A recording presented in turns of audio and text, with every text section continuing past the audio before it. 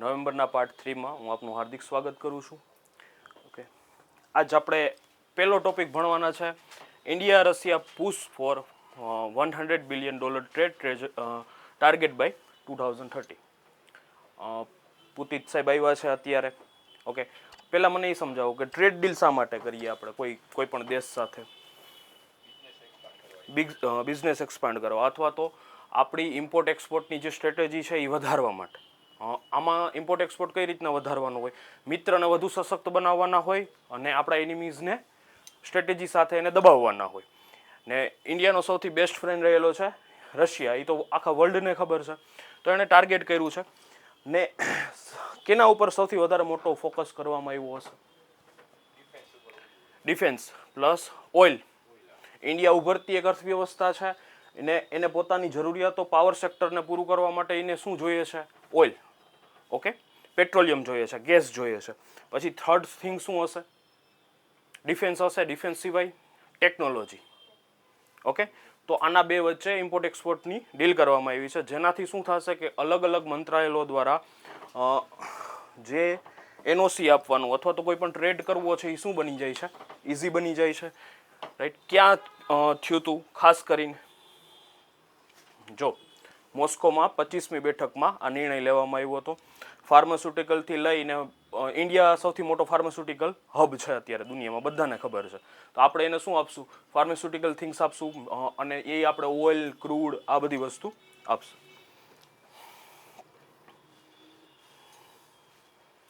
પછી એક છે ડ્રાફ્ટ સીડ બિલ. રાઈટ, એક જ minute.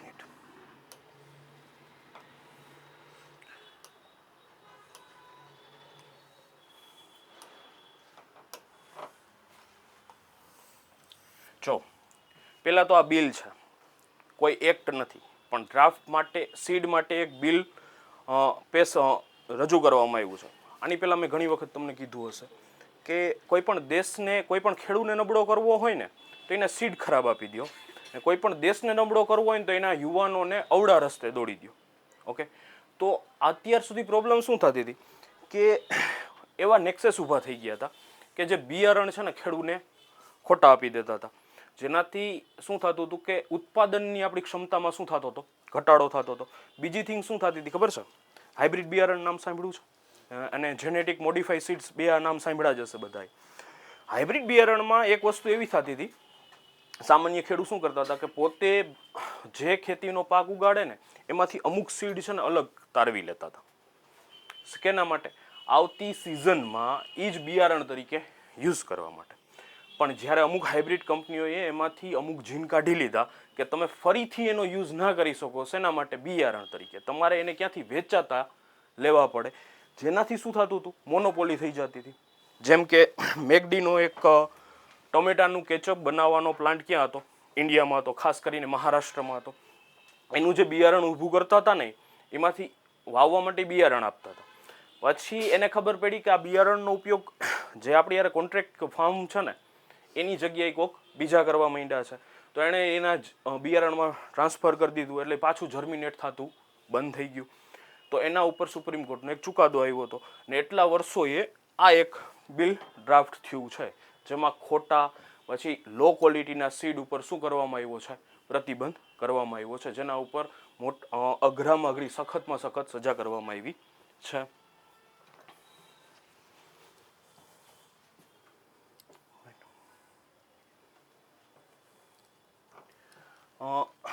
Global green house gas right high in 2025. પહેલાં મને એ કહો, ગ્રીન હાઉસ ગેસથી તમે શું સમજો છો? આની પહેલાં એક વખત મેં તમને કીધું હતું, ખબર છે?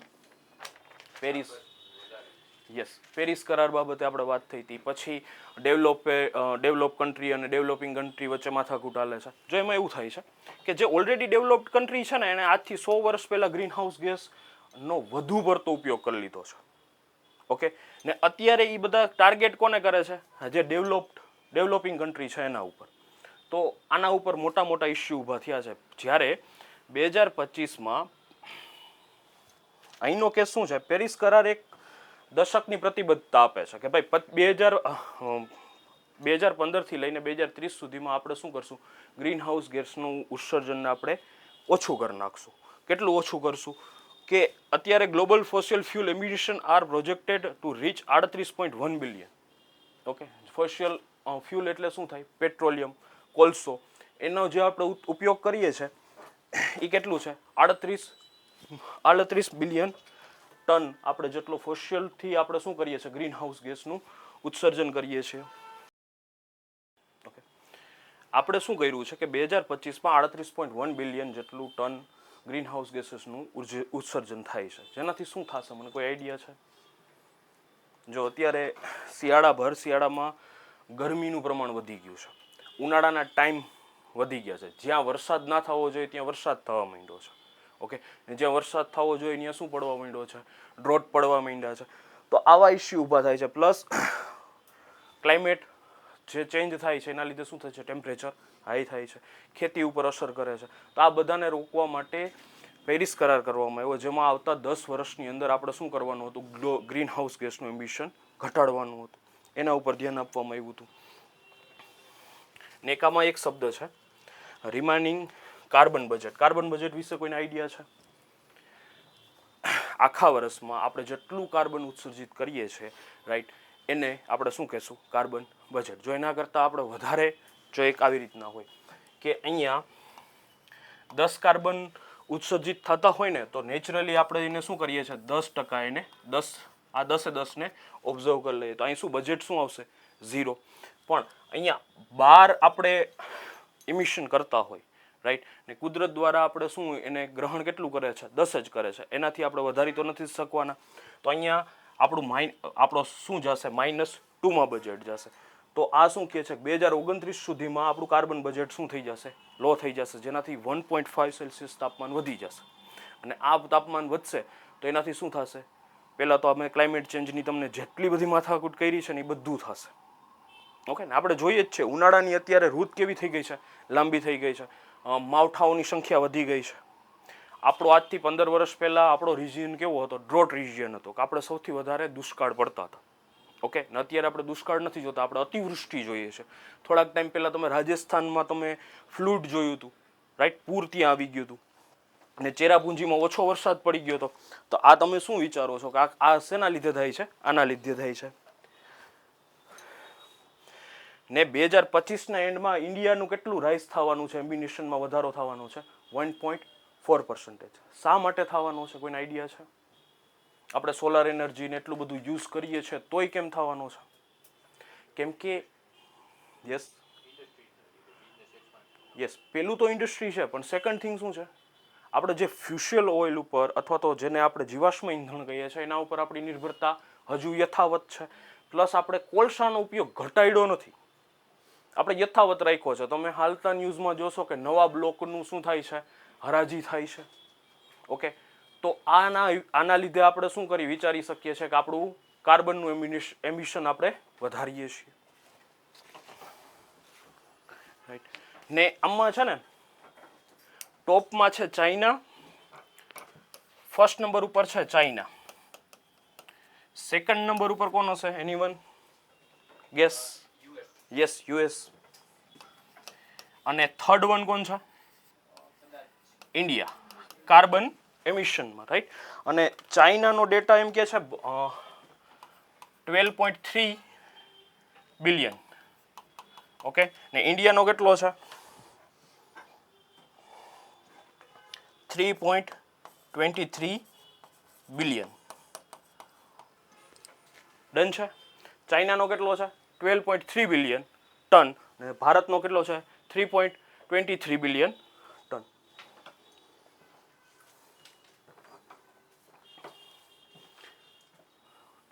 ઓકે, પેલા મને એમ કહો, જનજાતીય ગૌરવ દિવસ એટલે શું?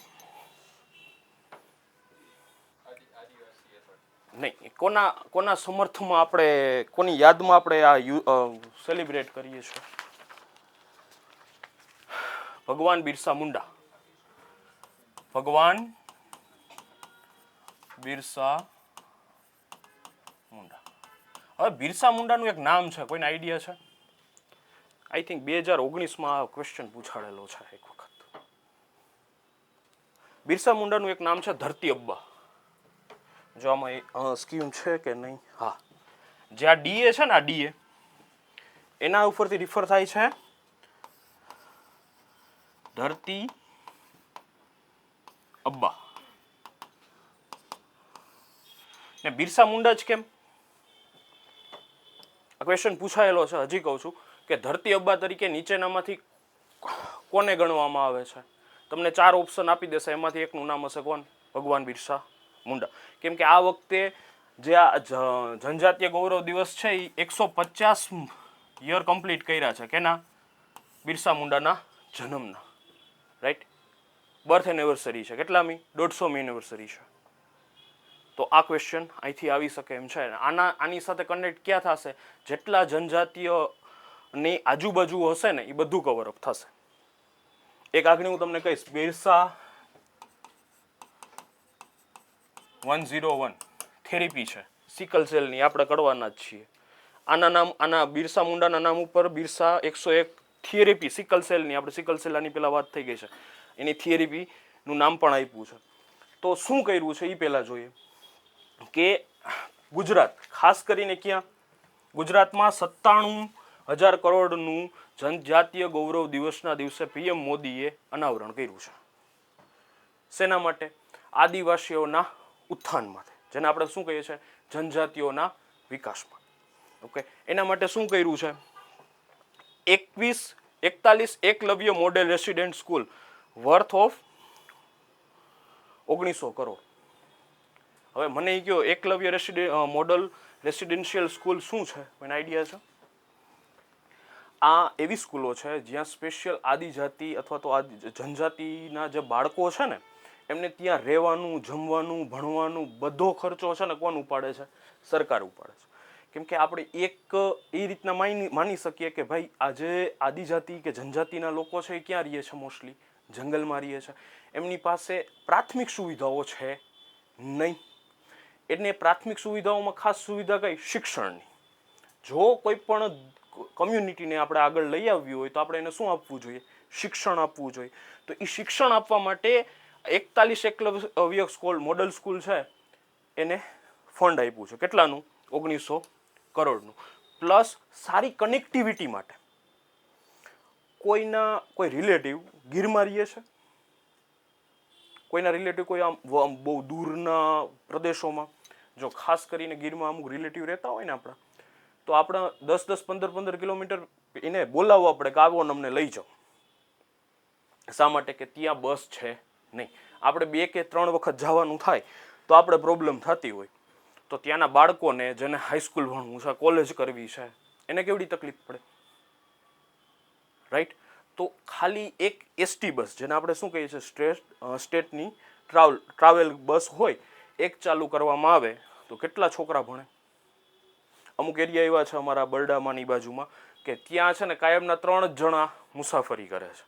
ને આપણે એમ થાય કે આ બસને છે ને આપણે બંધ કરી દેવી જોઈએ, પણ ના કરીએ. શા માટે? કે 3 જણા કે 10 જણા છે ને એમાંથી 5 જણા કેવા છે? વિદ્યાર્થીઓ છે. સમજાય છે મારી વાત? અમુક રૂટ એવો હોય કે આખો ખાલી જ રહેતો હોય, ત્યાં કાંઈ એમના 5 જ જણા ટ્રાવેલિંગ કરતા હોય 10 કે 15 કિલોમીટરનું, પણ ત્યાં શું આ બસો હજી ચાલુ છે. શા માટે? કેમ કે વિદ્યાર્થીઓ છે ને વિદ્યાર્થીઓને પહોંચાડવા માટે. તો આ એક માઇનર વાત થઈ ગઈ. આવી ઘણી બાબતો છે. સમજાય છે? પછી પીએમ જન્મજન આ યોજના આપણે આગળના લેક્ચરમાં આખી થઈ ગઈ છે. રાઈટ. ને આનું નામ છે પીએમ જગુઆ. જગુઆનું ફૂલ ફોર્મ લખવું હોય તો લખી નાખો. ધરતી અબ્બા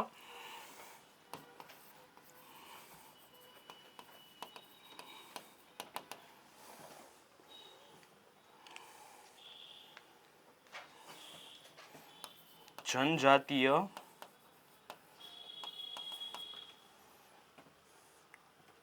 ગ્રામ ઉત્કર્ષ.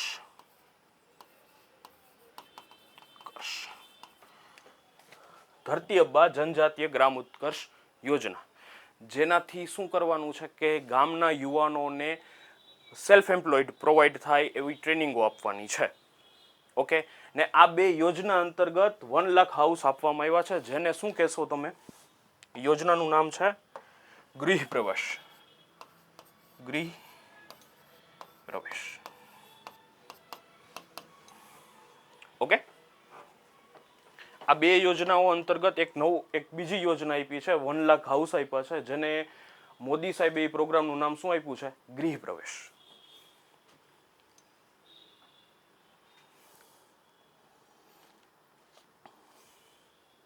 ડન છે? આગળ વધુ? ઓકે, પેલા બ્લુ ફ્લેગ સ્ટેટસ, આ આઈ થિંક આપણે થઈ ગયું છે, રાઈટ? આનો મેં ડિટેલ્ડ વિડીયો કર્યો હતો ક્યારે મહારાષ્ટ્રમાં આપવામાં આવ્યા હતા ને બીચને ત્યારે, રાઈટ? તો જૂના વિડીયો તમે રિફર કરી લેજો ઓનલાઈન. બ્લુ ફ્લેગ સ્ટેટસ શું છે એ આગલા વિડીયોમાં કવર અપ થઈ ગયું છે લેક્ચરમાં, જોઈ લેજો એક વખત. અહીંયા બે નવા આપવામાં આવ્યા છે, જે છે ઓડિશાનું એક સોનપુર ને બીજું છે પુરીનું golden beach, right? Golden beach આનું નામ છે. પુરી યાની આપણે જેને શું કહીએ છીએ, આપણે જગન્નાથપુરી કહીએ છીએ ને, એનું એક બીચનું નામ છે ગોલ્ડન બીચ. ગોલ્ડન બીચ અથવા તો સુવર્ણ beach, right? Sonpur beach receiver blue flag status for the 3rd consecutive year. એટલે સતત ત્રીજા વર્ષે કેવું સોનપુરને મળ્યું છે, જ્યારે ગોલ્ડન બીચને સતત 7 વર્ષથી મળે છે, રાઈટ? ને અત્યારે વર્તમાનમાં 2025-26ની સ્થિતિમાં ભારતમાં 13 જેટલા બીચ છે જેને શું મળેલું છે? બ્લુ ફ્લેગ સ્ટેટસ મળેલું છે.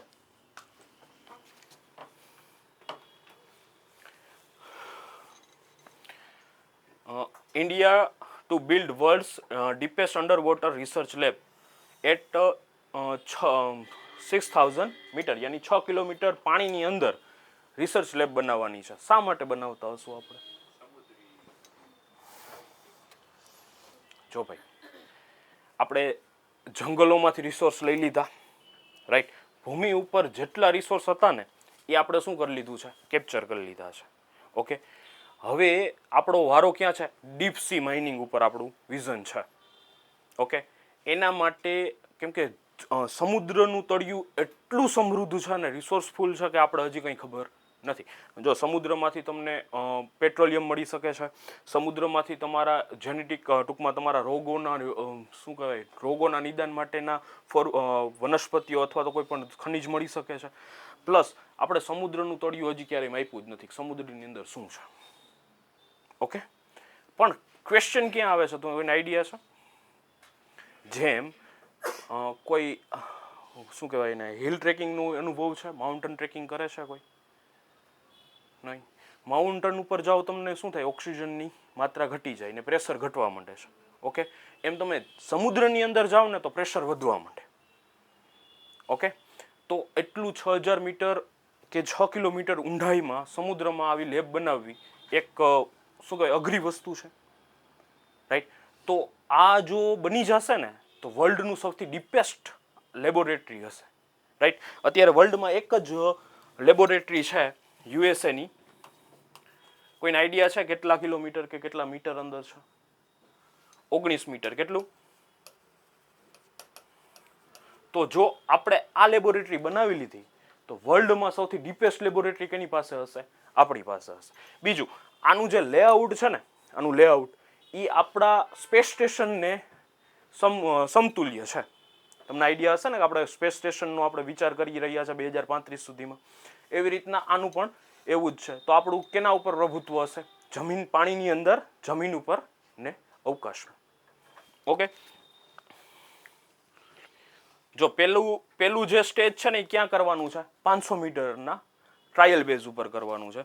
Resemble underwater version of the international space station ને extreme pressure at 6 kilometre required titanium alloy and compositive structure. આપણે જે મેં વાત કરી ને કે એટલું ઊંડું ગયું તો પ્રેશર વધી જવાનું છે ને દુનિયાની આમ જોઈએ ને તો ધાતુમાં સૌથી મજબૂત ધાતુમાં એક ગણી શકીએ આપણે ટાઇટેનિયમ. તો એનું જે આખું બોડી છે ને કેનાથી બનાવવામાં આવશે? ટાઇટેનિયમથી. ને ટાઇટેનિયમ મૂંઘી પણ ધાતુ છે. ઓકે, ગીતા ફેસ્ટિવલ છે એટલે ક્યાં આવ્યું હશે? કોઈને આઈડિયા છે? Kurukshetra, right? Kurukshetra. The international Gita festival is being held 15 નવેમ્બરથી લઈ ને 5 ડિસેમ્બર સુધી હતું. ઓકે, ને ત્યાં છે ને 51 કન્ટ્રીઝ આર પાર્ટિસિપન્ટ, 51 કન્ટ્રીઓએ ભાગ લીધા હતા. અને આ એડિશન મધ્યપ્રદેશ આનું શું હતું, પાર્ટનર સ્ટેટ હતું. ઓકે, એટલે પીએમ સાહેબ છે ને 25 નવેમ્બરે આનું ઉદ્ઘાટિત કરવામાં આવ્યા હતા. પ્લસ કલ્ચરલ ફેસ્ટિવલ ઝાઝા હતા અને ઘણા એવા રિચ્યુઅલ્સ પણ કરવામાં આવ્યા હતા.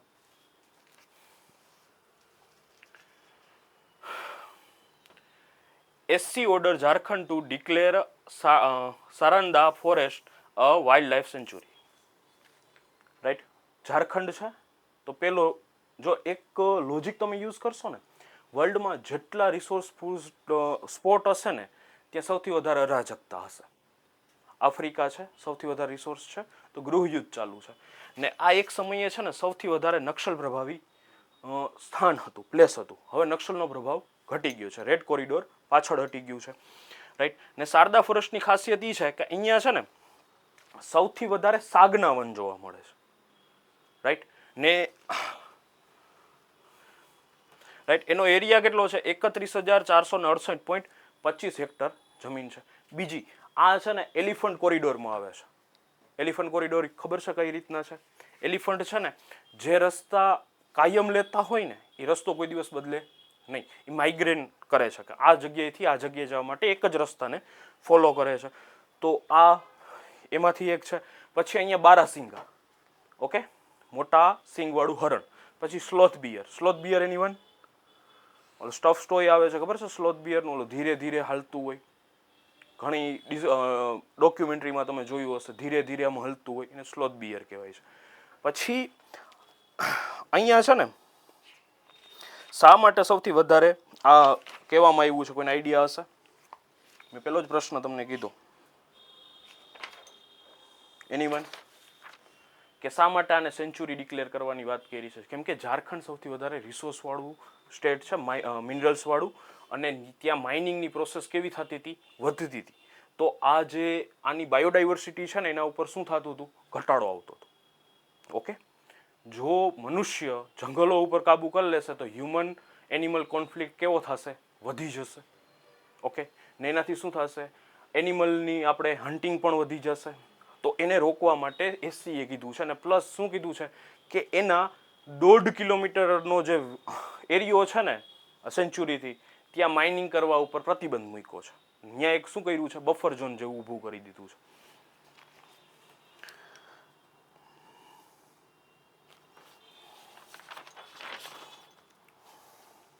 રાઈટ, ને અહીંયા છે ને 138 જેટલી બર્ડની સ્પીસીસ જોવા મળે છે. બર્ડ્સ જોવા મળે છે. ને અહીંયા બીજી એક વસ્તુ એ છે કે આ જંગલ કેવું છે, આપણા ગીર જેવું છે. ગીરમાં કેમ છે કે હ્યુમન પણ રહે છે, એનિમલ પણ રહે છે, ને જંગલનો વિસ્તાર પણ મોટો છે. અહીંયા આ જંગલમાં સૌથી વધારે પ્રાણીઓ પણ છે, એવી જ રીતના ત્યાં જનજાતિઓ લોકોનો પણ આવાસ સ્થાન છે. રાઈટ, મુંડા છે, હો છે, રાઈટ, આવા લોકો બધા અહીંયા નિવાસ કરે છે.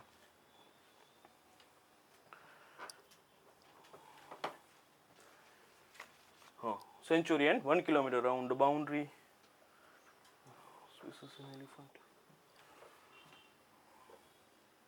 Okay. પેલા આ મને સમજાવો, man portable under water vehicle નો યુઝ શું થાય?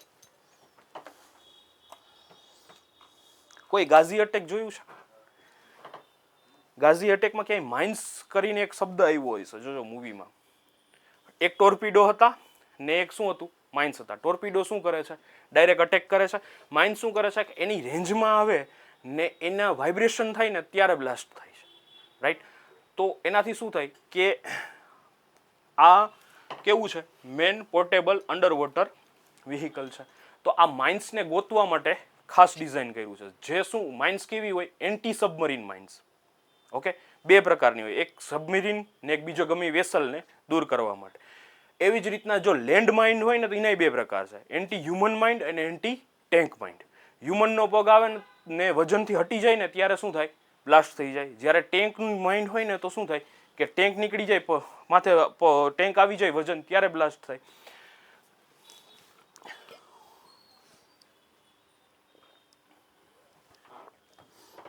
આનો વિકાસ કોણે કર્યો હોય છે, એનીવન?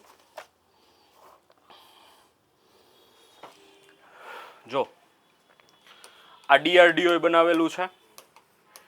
આમાં શું છે, સોનાર ને કેમેરા લગાડેલા છે, કેમ કે અંડર વોટરમાં જવાનું છે ને અહીંયા શું આવે છે, સોનાર આવે છે. પાણીની અંદર કામ શું કરે, સોનાર કરે. સોનાર કઈ રીતના કામ કરે કે અહીંથી કિરણો એ છોડે એટલે આ સરફેસથી સાથે ભટકાય ને એ પાછા આવે તો એ આજુબાજુનું એના કેલ્ક્યુલેશન કરીને કહી દે કે અહીંયા કઈ પ્રકારની ધાતુ છે, કઈ પ્રકારનો પથ્થર છે કે શું છે, એનું કેલ્ક્યુલેશન કરીને ગણતરી કરે છે. આ લાઇટ વેટ છે. શા માટે લાઇટ વેટ રાખ્યું હશે? કેમ કે જેટલું ફોરું હશે એટલું સ્પીડે વધારે કરશે, પ્લસ બીજું શું કરશે કે માઇન્ડને છે ને કેપ્ચર વધારે કરશે. પ્લસ આ છે ને શું કહે, ડીપ ડેટા એનાલિસિસ ઉપર કામ કરે છે. ડીપ ડેટા એનાલિસિસ એટલે શું થાય કે એકને એક વસ્તુ એને છે ને ઘણીએ શીખવાડવી નહીં પડે. એને ડેટા જે ફીડ કરી દીધા ને એ પ્રમાણે એ એનું રિવ્યૂ લેશે ને એ પ્રમાણે એનું આઉટપુટ આપશે. રાઈટ. એક વર્ડ ઘણી વખત છે ને યાદ રાખી લેજો, જ્યારે ડેટા આવશે ને આ શબ્દ, ઓકે, એક બીજો હશે, કોઈ આઈડિયા, મેટા ડેટા અથવા તો બિગ ડેટા કહેવાય. શું કહેવાય બિગ ડેટા અથવા તો મેટા ડેટા? આજ કોઈ એમેઝોનમાં જઈને એક વોચની કે મોબાઈલને સર્ચ કરજો તો, ઓકે, તમારી જે એડવર્ટાઇઝમેન્ટ હશે ને એ આવતા 5 દિવસ માટે એ વોચ અથવા તો મોબાઈલની જ હશે. એક્સપિરિયન્સ કર્યો હશે તમે? Yes, right. તો આ જે બિગ ડેટા કે મેટા ડેટા છે ને એ ડેટા ઓફ ડેટા છે. સમજાય છે? શું કહેવાય? Data of data. એકથી વધારે ડેટાઓને ભેગા કરે ને એનાલિસિસ કરે ને એને જે એક જગ્યાએ સ્ટોર કરે ને એને શું કહેવાય? બિગ ડેટા અથવા તો મેટા ડેટા. એના ઉપરથી તમારા પેટર્ન ને એનાલિસિસ કરી શકાય. ઓકે, ને આવા બધી જે ટેકનોલોજીનો યુઝ કરવામાં આવે ને ત્યારે બિગ ડેટા અથવા તો મેટા ડેટાનો યુઝ કરવામાં આવે. ઓકે, ત્યાં છે ને ટ્રી જેવું સ્ટ્રક્ચર ના હોય, E4 ના આવે. એ ડાયરેક્ટલી એનાલિસિસ કરે, એની યારે જે મેચ થાય એ કનેક્ટ કરી નાખે. ઓકે, તો DRDO's navy science and tech laboratory એ શું બનાવેલું છે? Man portal under water vehicle બનાવેલું છે, જેનું મુખ્યાલય ક્યાં છે? હેડક્વાર્ટર વિશાખાપટ્ટનમમાં છે. રાઈટ. જો NSTL છે ને એ ડીઆરડીઓનો ભાગ છે. રાઈટ. ડીઆરડીઓની એક વિંગ છે જે શું કામ કરે છે? નેવીને રિલેટેડ સાયન્સ એન્ડ ટેકનોલોજીની લેબોરેટરી છે. સમજાય છે મારી વાત? ઓકે. ને આનું હેડક્વાર્ટર ક્યાં છે? Visakhapatnam.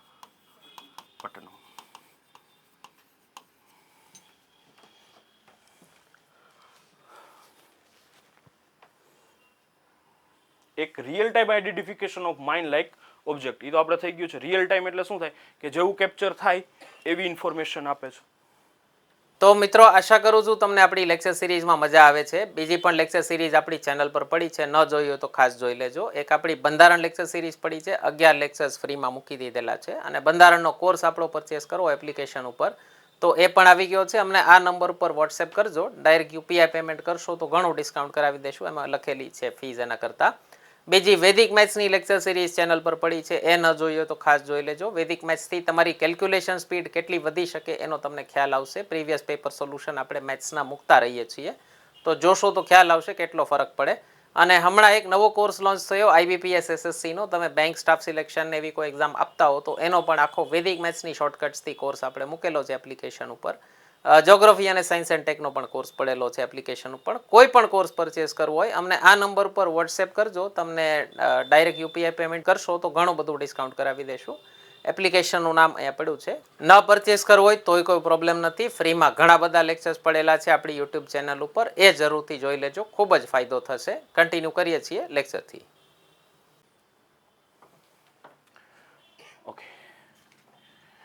World's first airport operator to implement Wi-Fi 7.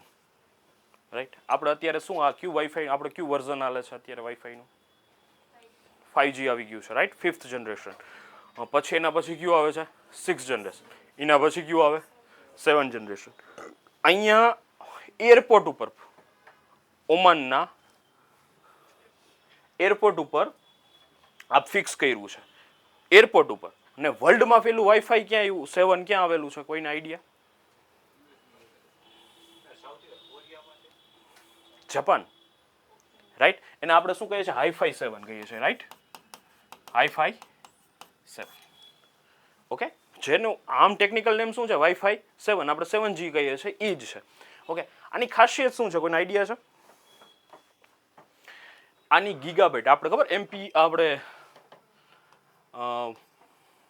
MB પર સેકન્ડ એમબીપીએસ કહીએ છીએ, રાઈટ. તો આનું જીબી પર સેકન્ડ છે. ઓકે, ને એના કરતાં આગળ મલ્ટિપલ જીબી પર સેકન્ડ મેક્સિમમ. આપણે અત્યારે જે બેન્ડવિડ્થ વાપરીએ છીએ સામાન્ય વાઈફાઈમાં, એની હાઈ સ્પીડ કેટલી હોઈ શકે? જે તમે લ્યો એમ 130 છે, અમુકમાં 30 છે, અમુકમાં 80 છે, 70 છે. એમાં મેક્સિમમ કેટલું છે 5Gમાં? કોઈને આઈડિયા છે? 140 એમબીપીએસ. આનાથી વધારે સ્પીડ આવે નહીં. પછી 6Gમાં જાઓ ને તમે, તો એની સ્પીડ કેટલી છે? બેન્ડવિડ્થ કેવી હોય? આ રીતના રિલે થતા હોય સિગ્નલ. તો આ સિગ્નલ 6Gમાં જાવશો ને તમે, તો 556 એમબીપીએસની છે. ઓકે, ને એના કરતાં વાઈફાઈ 7માં જશો ને, તો 1032 જેટલી છે. ઓકે, તમારા કોઈ વાઈફાઈ 6માં કેટલા ડિવાઇસ કનેક્ટ કરી શકો? એની લિમિટ છે 16ની, રાઈટ. તો આમાં મલ્ટિપલ ડિવાઇસ તમે કનેક્ટ કરી શકો છો. ને ખાસ કરીને ઓમાને એરપોર્ટમાં જ શા માટે આ કનેક્ટ કર્યું હશે? એનીવન? અત્યારે ઇન્ડિગોમાં ખબર છે ને ક્રાઇસિસ ચાલે છે. ઓકે, શા માટે ક્રાઇસિસ ચાલે છે? એના રીઝન અલગ છે. પણ આવા કોઈ ક્રાઇસિસ ઊભા થાય તો ચેક ઇન અથવા તો તમારે ટિકિટનું કોઈ કન્ફર્મેશન કરવું હોય તો એક સાથે મલ્ટિપલ જો કોઈ યુઝર્સ કનેક્ટ કરે ને, તો વાઈફાઈ શું થઈ જાય? ડાઉન થઈ જાય, સ્લો ડાઉન થઈ જાય. પણ આ વાઈફાઈ 7ની એક ખાસિયત છે કે તમે ગમે એટલા યુઝર હોય ને એમાં કનેક્ટ કરી શકો. ને શું એનું વાઈફાઈ ડાઉન થાય, નેટવર્કિંગ ડાઉન ના થાય, રાઈટ.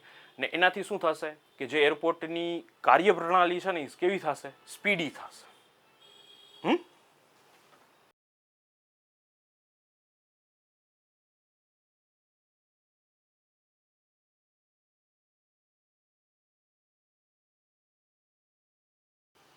ને ઓમાનનું vision 2040 focus on digital innovation across the major sector. Aviation sector એક છે, પણ આવા જેટલા પણ સેક્ટર આપણે ધારીએ ને ત્યાં શું કરવાનું છે? એનું ડિજિટલ ઇનોવેશન ઊભા કરવાના છે. નવી ડિજિટલી તમે સેવા આપો ને ડિજિટલી તમે આધારભૂત સંરચનાઓને કેવી કરવાની છે? મજબૂત કરવાનું છે. જે વિઝન ઓમાનનું છે 2040 સુધીમાં. ઓકે, જો eastern naval command host national education society conference 2025 શું હશે? જો આ પેલા તો થયું છે વિશાખાપટ્ટનમમાં. ક્યાં? વિશાખાપટ્ટનમ. કોઈને નેશનલ એજ્યુકેશન પોલિસી ખબર છે? યસ, 2020.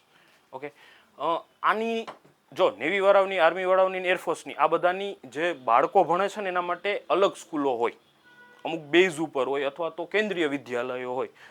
તો આ નેવી વાળાઓને શું કહેવાનું છે કે અમે અમારી જે સ્કૂલો છે એનો સિલેબસ હવે નેશનલ એજ્યુકેશન પોલિસીની સાથે સમકક્ષ કરીએ ને સ્પીડી કરીએ. જેથી શું થાય કે જે બાળકો સ્કૂલમાં ભણે છે એનું શું થાય? સ્પીડલી કે એનું એટમોસ્ફિયર કેની રિલેટેડ ફરતું રહીએ? નેવીને રિલેટેડ ફરતું રહીએ. આ કોન્ફરન્સમાં એ વાત થઈ છે. ને બીજી વાત કે ક્યાં થઈ છે? આ 10 તારીખથી લઈને 13 નવેમ્બર સુધી વિશાખાપટ્ટનમમાં થઈ હતી. સંકલ્પ school participant for the first time to support inclusive education.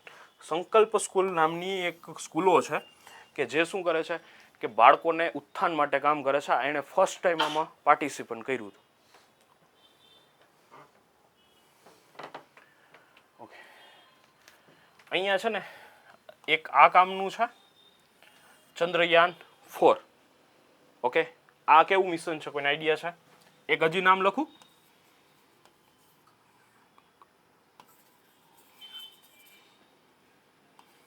એક ગગનયાન છે, એક ચંદ્રયાન છે ને સ્પેસ સ્ટેશન પ્લાન છે. શું છે આ ત્રણ? કોઈને આઈડિયા છે? એનીવન? જો ચંદ્રયાન 4 છે ને એ સેમ્પલ મિશન છે. ઓકે, તમે ચંદ્ર ઉપર જાશો, ત્યાંથી કોઈ સેમ્પલ લેશો ને એને પાછું ક્યાં લઈ આવવાનું છે? પૃથ્વી ઉપર લઈ આવવાનું છે. સ્પેસ સ્ટેશન શું છે કે સ્પેસ સ્ટેશન એવી જગ્યા છે કે તમારા જે એસ્ટ્રોનોટ છે અથવા તો અંતરિક્ષ યાત્રી છે ત્યાં રોકાઈ શકે એવી સુવિધા પૂરું પાડતું સ્ટેશન, એને આપણે શું કહીએ છીએ? સ્પેસ સ્ટેશન કહીએ છીએ. જ્યારે ગગનયાન છે ને આપણું, એને શું કરવાનું છે? આપણે ચંદ્ર ઉપર લોકોને ઉતારવાના છે. રાઈટ, આ 3 વસ્તુ કી પોઈન્ટ છે. રાઈટ, તો હવે તમે કેલેન્ડર જોશો 2027 થી લઈને 2035 સુધી ઈસરોનું કેલેન્ડર જોશો ને તો શું થશે? તમને ફૂલ દેખાશે. આના પછીના ટોપિક આ જ આવે છે, તમે જોજો. જો આ ચંદ્રયાન 4 ક્યારે છે? 2028માં. પછી ધ સ્પેસ સ્ટેશન ટાર્ગેટ કેટલું છે? 2035. રાઈટ, એનું પહેલું મોડ્યુલ ક્યારે લોન્ચ કરવાના છે? આપણે 2028માં કરવાના છે. પછી આપણું જે ગગનયાન છે એનું પહેલું મોડ્યુલ ક્યારે લોન્ચ કરવાના હતા? આપણે પાછલા લેક્ચરમાં વાત થઈ છે 2027માં પહેલી ટ્રાયલ કરવાના છીએ આપણે. પછી 29માં આવશે ને પછી ક્યારે આવશે? 32માં આવશે. તો ઈસરો કેવું છે? આખા 10 વર્ષ સુધી ફૂલ બિઝી શેડ્યુલ ઉપર કામ કરે છે. તો ઈસરોએ શું કર્યું ખબર છે? ઈસરોએ છે ને, ઈસરો એક પબ્લિક સેક્ટરની યુનિટ છે, PSU છે. તો એણે શું કર્યું? પ્રાઇવેટ સેક્ટર સાથે હાથ મિલાવી લીધો છે. ઓકે, એટલે હવે આગળની આપણે જોશું ને આગળના ટોપિક, એમાં આપણે પ્રાઇવેટ સેક્ટરનો ઇન્વોલ્વમેન્ટ કેમાં જોવા મળશે? ઈસરોમાં જોવા મળશે. એટલે અહીંથી આ જોવો, આવી રીતના કામ કરે છે. પછી India aims to rise global space economy. Share from અત્યારે કેટલો છે? 2% છે. 2030 સુધીમાં કેટલો કરવાનો છે? 8% કરવાનો છે. આ એક ઉભરતી ઇકોનોમીનું સેક્ટર છે, યાદ રાખજો.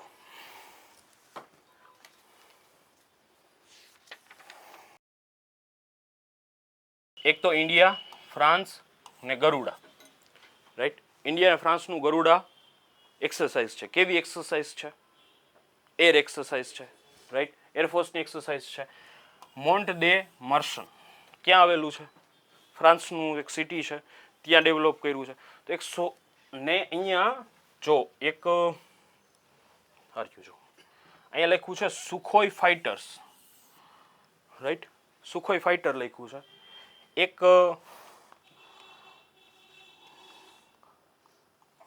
આ જે બે છે ને, આ છે મિડ એર રિફ્યુલિંગ પ્લેન. તો મને સમજાવશો મિડ એર રિફ્યુલિંગ પ્લેન શું છે? કે યસ, જેનાથી શું થશે? જમીન ઉપર લેન્ડિંગ કર્યા વગર તમારું fuel air two air transfer કરી દઈએ. પછી એક આ શબ્દ કોઈ સાંભળેલો છે ક્યારે? Global master. ગ્લોબ માસ્ટર અથવા ગ્લોબમાં. રાઈટ, ભારતનો હાથી કહેવાય. રાઈટ, જ્યારે આ પ્લેન ઉડે ને ત્યારે દુનિયામાં ક્યાંય પણ સંકટ આવ્યું હોય ને ત્યારે આ પ્લેન ઉડે છે. રાઈટ, આ શું છે? કેરિયર છે કે જે શું કરે છે કે કોઈ પણ જગ્યાએ, ખાસ કરીને તુર્કીમાં જ્યારે ભૂકંપ આવ્યો હતો ને ત્યારે આ ગ્લોબ માસ્ટર ઉડ્યું હતું. અહીંયા ગ્લોબ માસ્ટર 3 પાર્ટ લીધો છે, એટલે 3 વસ્તુએ પ્લાન ભાગ લીધો છે. ફાઇટર જેટે ભાગ લીધો છે, પછી મિડ એર રિફ્યુલ પ્લેને ભાગ લીધો છે, ને આપણા ગ્લોબ માસ્ટરે ભાગ લીધો છે. ને ફ્રાન્સ તરફથી કોણે ભાગ લીધો હશે? ફ્રાન્સથી આપણે શું ઇમ્પોર્ટ કર્યા હતા? કયા પ્લેન ઇમ્પોર્ટ કરેલા છે? રાફેલ.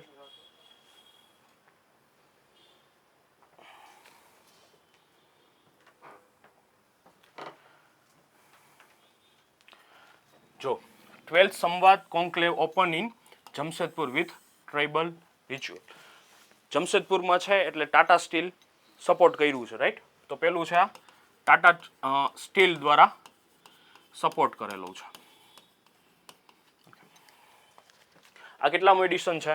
12 એડિશન છે, જેમાં 34 જેટલી ટ્રાઇબે ભાગ લીધો છે. પ્લસ શું છે? એ કેટલા 18 સ્ટેટ અને 30 ટ્રાઇબ્સ છે ભાગ લીધો છે. આમાં જે પરફોર્મિંગ સ્ટાર્ટ કરવામાં આવ્યું ને ત્યારે જે રિચ્યુઅલ કર્યા હતા ને એ 4 જનજાતિઓના હતા. હો, આની પહેલા હો જનજાતિ વિશે આપણે વાત થઈ ગઈ છે. મુંડા, સંથાલ ને ઓરોન, આ 4 ટ્રાઇબના જે પ્રેયર છે, વેશભૂષા છે, એના દ્વારા આ કોન્ક્લેવને સ્ટાર્ટ કરવામાં આવ્યું છે, જે સપોર્ટેડ બાય છે ટાટા સ્ટીલ. ને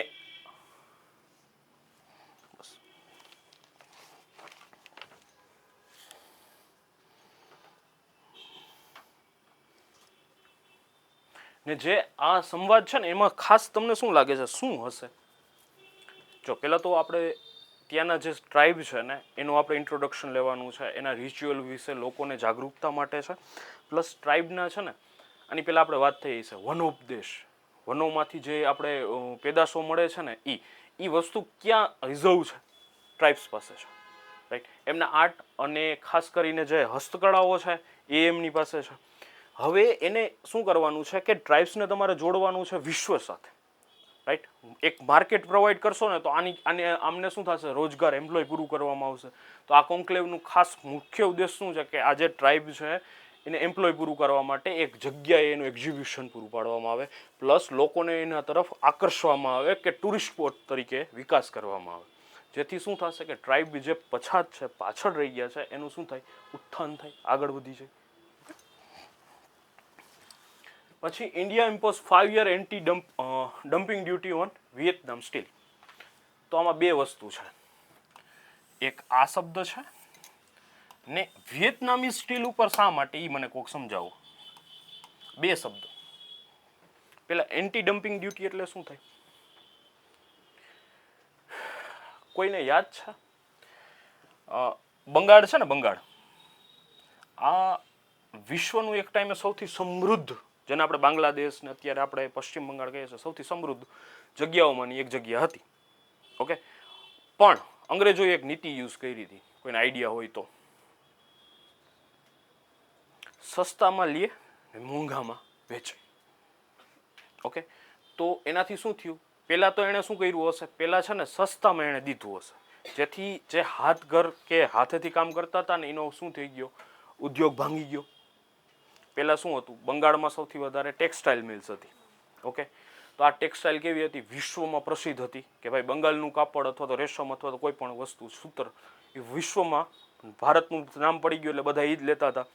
તો યુરોપમાં શું થયું? ત્યારે ઇવોલ્યુશન થયું, રિવોલ્યુશન થયું, ઇન્ડસ્ટ્રીયલ રિવોલ્યુશન. તો ત્યાં શું આવી ગયા? સ્ટીમ એન્જિન્સ આવી ગયા, મશીનરીઝ આવી ગયા. એનાથી એને શું? કાપડું સ્પીડી, વધારે પ્રમાણમાં બનવા માંડ્યું, પ્લસ કેવું બનવું પડ્યું? સસ્તું પડવા માંડ્યું. તો એ ત્યાંથી લઈને અહીં ક્યાં વેચવા માંડ્યા? બંગાળમાં. તો ત્યાં શું થયું કે જે ઓલા હાથેથી વણતા હતા એને ટાઈમ વધારે લાગતો હતો, એનું કાપડ મોંઘું હતું, તો એનો કાપડનો બિઝનેસ પડી ભાંગ્યો. ઓકે, ને પછી આણીએ ધીરે ધીરે પ્રાઇસ વધારી દીધી, કેમ કે હવે જે કામ કરવાવાળા હતા એને કામ કરવાનું બંધ કરી દીધું. હવે કેમાં લાગી ગયા? ખેતીમાં ને મજૂરીમાં ને એમાં લાગી ગયા. તો આ અત્યારે પણ ચાલુ થાય. જેમ કે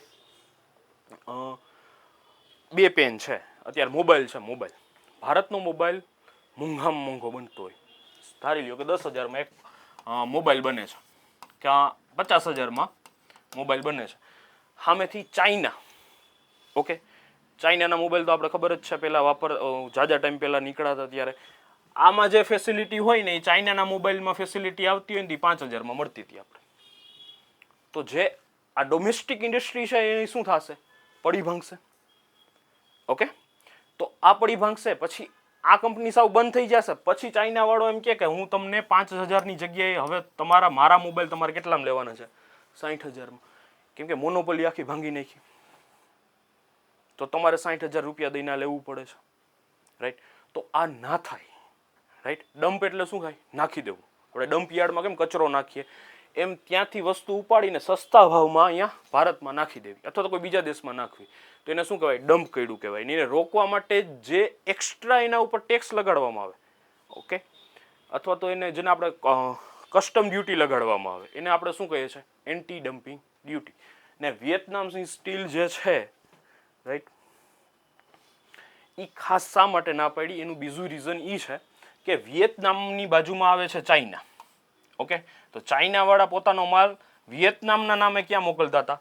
ભારતમાં મોકલતા હતા. સમજાય છે મારી વાત?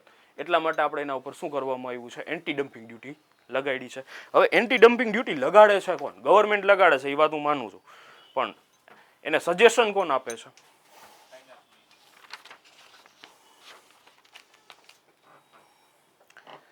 તમે આનું નામ સાંભળ્યું છે?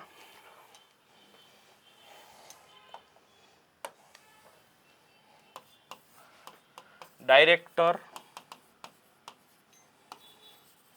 General of trade and remedies, જેને આપણે કહીએ છીએ DGTR અથવા તો આપણે કહીએ છીએ DGR. આ નામ સાંભળ્યું કે DGR? DGR દ્વારા એન્ટી ડમ્પ ડ્યુટી લગાડવાનો અહેવાલ કોના દ્વારા આપવામાં આવે છે? DGR દ્વારા લગાડવામાં આવે છે.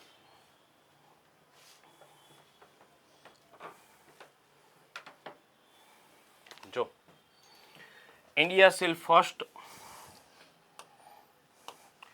LPG import deal with union state, એટલે USA ની સાથે આપણે પહેલી LPG ઇમ્પોર્ટ કરવાની, એક્સપોર્ટ નહીં, શું મગાવવાની કર્યું છે, ડીલ કરી છે. તમને શું લાગે છે શા માટે કરી હશે? એનીવન? જો સાદું ને સિમ્પલ છે કે USA પાસે સૌથી વધારે છે, એલપીજીના ભંડાર છે એની પાસે, એ અત્યારે બહાર કાઢતા નથી ને. ઇન્ડિયા સૌથી વધારે વસ્તી ધરાવતો દેશ છે. એલપીજી સૌથી વધારે યુઝ ક્યાં થાય છે? હાઉસ હોલ્ડમાં થાય છે. ઓકે, આપણે એલપીજીની માત્રા છે ને આપણે સૌથી વધારે કન્ઝ્યુમ કરીએ છીએ, રાઈટ? તો એના માટે આપણે ક્યાંકથી તો વસ્તુ લેવી પડશે. તો આપણે ક્યાંથી કર્યું છે?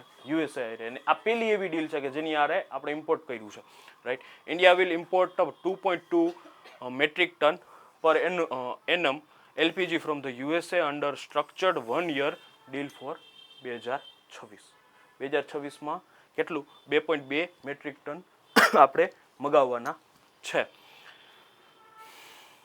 અને જેમાં જેવી કે PSU જેમ કે ઇન્ડિયન ઓઇલ કોઓપરેટિવ લિમિટેડ છે, પછી ભારત પેટ્રોલિયમ કોઓપરેટિવ લિમિટેડ છે, પછી હિન્દુસ્તાન પેટ્રોલિયમ કોઓપરેટિવ લિમિટેડ છે. આવી બધી કંપનીઓએ કેની સાથે? યુએસએમાં ડીલ કરી છે કે ભાઈ અમે તમારી પાસેથી શું લેશું?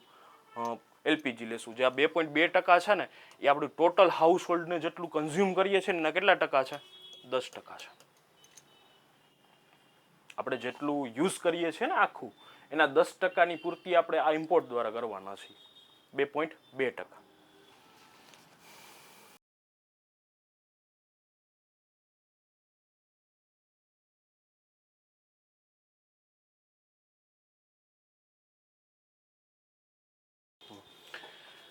India showcase defence powers at Dubai air show 2025. આ ક્યાં કન્ડક્ટ થયો તો? દુબઈના અલ મક્તોસ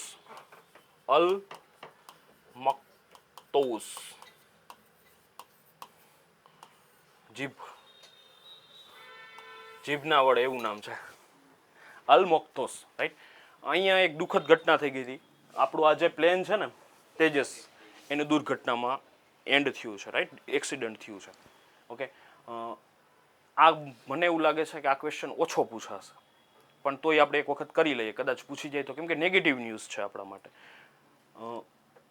The Surya Kiran Aerobatic Teams was formed in 1996 and files 9 Hawk MK-132 aircraft, right? 1992માં ટીમ ફોર્મ થઈ છે, જેને આપણે શું કહીએ છીએ? સૂર્ય કિરણ. ઓકે, જેમાં 9 હોક MK-132 એરક્રાફ્ટ છે. અને આમાં ભાગ લીધું હતું LCA તેજસ, જે ભારતનું બનેલું ઇન્ડિજિનિયસ મેડ ઇન ઇન્ડિયા દ્વારા બનાવેલું ફાઇટર પ્લેન હતું. ને 19 ઇન્ડિયન કંપનીઝ અને 15 startups are showcasing at the event. શા માટે કરવામાં આવ્યું હતું? કે ભાઈ આપણું જે શું કહેવાય એરોબેટિક આપણે શું કહેવાય કે આપણે મેડ ઇન ઇન્ડિયા દ્વારા આપણું પાવર અને આપણું પ્રોડક્શન દર્શાવવા માટે કરવામાં આવ્યો હતો. ઓકે, કે અહીંયા આપણો જે એર શો હતો એમાં ભાગ લીધો હોય, જેમ કે તેજસે ભાગ લીધો હતો, તો તેજસ સારું ત્યાં પરફોર્મ કરે તો લોકો શું કરે? ઓર્ડર કરે. ઓકે, તો એનાથી શું થશે કે આપણી ઇન્ડસ્ટ્રી ગ્રોથ થશે, એવિએશન ઇન્ડસ્ટ્રીમાં વધારો થશે. આ જોઈને આપણે આ ભાગ લઈએ છીએ. હમણાં આપણે રાજકોટમાં પણ એર શો થયો છે, કાલે જ હતો. સૂર્ય કિરણ ટીમે જ કરેલું છે. હા, સૂર્ય કિરણ ટીમે જ આપણે કાલે રાજકોટમાં જે એર શો થયો છે ને એ એણે જ કરેલો હતો.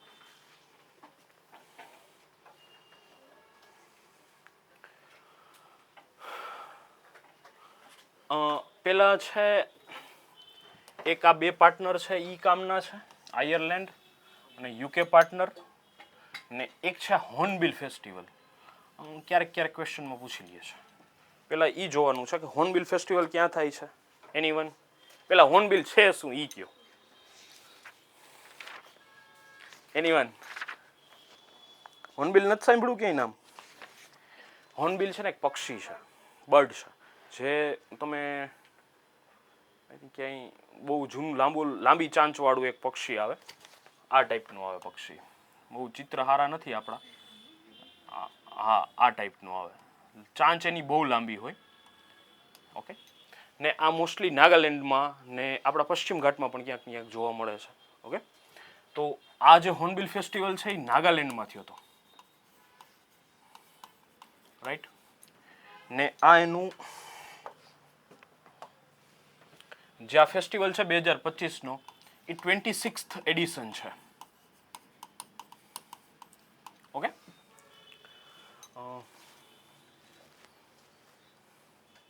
ને આને છે ને આયર્લેન્ડ અને યુકે કન્ટ્રીએ પાર્ટનર કર્યું હતું. ને સ્કોટિશ આર્ટિસ્ટ રૂઈરીધ મેકલિન, જેને રૂમેક પરફોર્મ કરશે 2 ડિસેમ્બરના રોજ કર્યું છે. અને Irish programming will highlight folk music, theatre and peace building traditional. શા માટે? એનીવન જો આવા ફેસ્ટિવલ ખાસ એ માટે જ કરવામાં આવે જેનાથી ટુરિઝમનો વિકાસ થાય, પ્લસ જનજાતીય જે કલ્ચર છે એને આપણે શું કરી શકીએ, પ્રમોટ કરી શકીએ. જો ઇન્ડિયન કોઈ કંપની પ્રમોટ કરે તો ખાલી ક્યાંય પ્રમોટ થાય, ઇન્ડિયામાં જ થાય. પણ આવા આઇરિશ અથવા તો યુકે આવા દેશ કોઈ પ્રમોશન કરે તો ત્યાંના નાગરિકો ક્યાં પાર્ટ કરવા આવવાના જ છે અહીંયા. કેમ કે અહીંયા આ બધા જે મેં તમને કીધું ને કે રૂગમેક છે, આ બધા જે નામ લીધા છે ને, જે આર્ટિસ્ટો અહીં પાર્ટ લેશે ને, એનો ત્યાં બહુ મોટી પોપ્યુલરિટી છે, ટીઆરપી સૌથી વધારે છે. એ એમને જોઈને અહીંયા આવશે એટલા માટે. ઓકે. જેથી શું થશે, ભારતનું કલ્ચર ક્યાં પહોંચશે, ઇન્ટરનેશનલ લેવલે પહોંચશે અને ભારતના કલ્ચરનો વાહવાહી થશે. ને એના લીધે પછી બીજું કંઈ નહીં, ખાસ તો ટુરિઝમનો વિકાસ થશે. ટુરિઝમનો વિકાસ થશે તો આપણે વાત કરીએ જ છે આની પહેલાં ખબર જ છે કે જ્યાં ટુરિસ્ટ લોકોની સંખ્યા વધે છે ત્યાં ઇકોનોમી ઓલરેડી બૂસ્ટ થાય છે.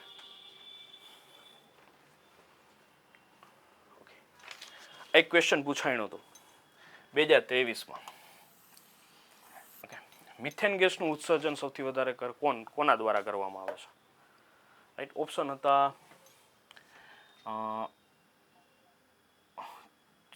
Rice field. રાઈસ ફિલ્ડ એટલે ખબર છે ને?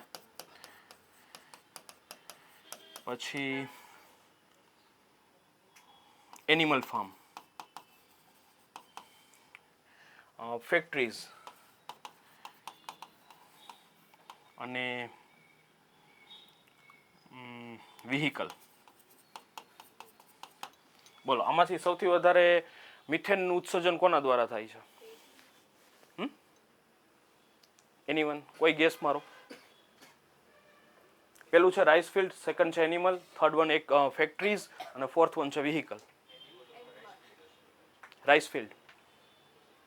રાઈસ ફિલ્ડ જે પાણીનું ભરેલું હોય ને એમાં થાય છે, અને એના લીધે શું થાય છે, મિથેનનું ઉત્સર્જન થાય છે. રાઈટ. એનિમલ કરે છે પણ એનું પ્રમાણ થોડુંક ઓછું છે. એનાથી વધારે પ્રમાણ સૌથી વધારે કેનું છે? રાઈસ ફિલ્ડનું છે. એ યાદ રાખજો. Okay. 1/3 of current global warming, જે આ મિથેનનું ઉત્સર્જન થાય છે ને, એ ગ્લોબલ વોર્મિંગમાં કેટલોમો પાર્ટ ધરાવે છે? 1/3. ઓકે.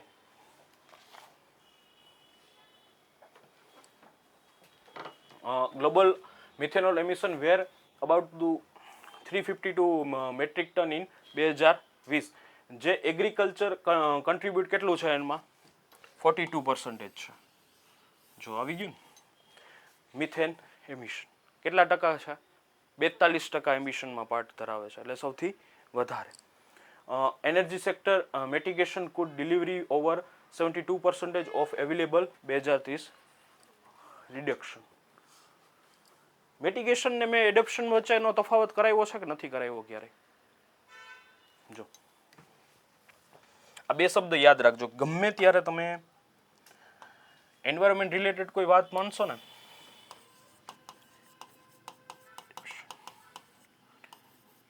બીજું છે મિટિગેશન.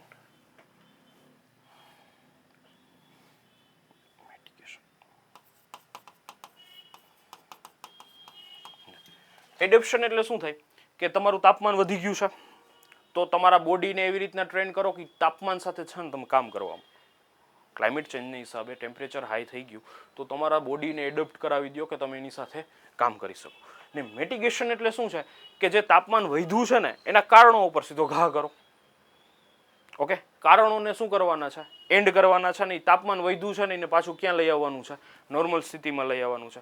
તો એડોપ્શન એટલે શું થાય, સ્વીકારવું. ને મિટિગેશન એટલે શું થાય, રોકવું. આ બે શબ્દ ગમે ત્યારે તમે એન્વાયરમેન્ટ કરતા હોય તો આ બે શબ્દ જોજો. મિટિગેશન કીધું છે કે એડોપ્શન કીધું છે.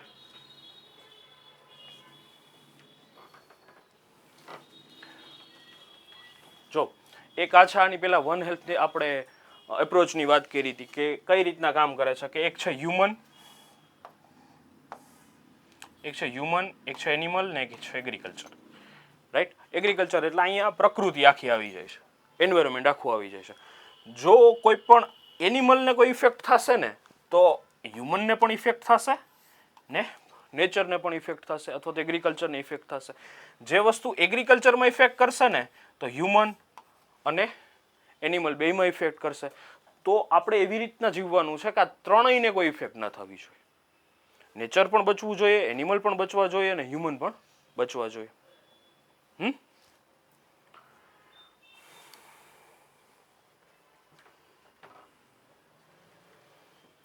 C. to establish the quantum communication center in Amravati.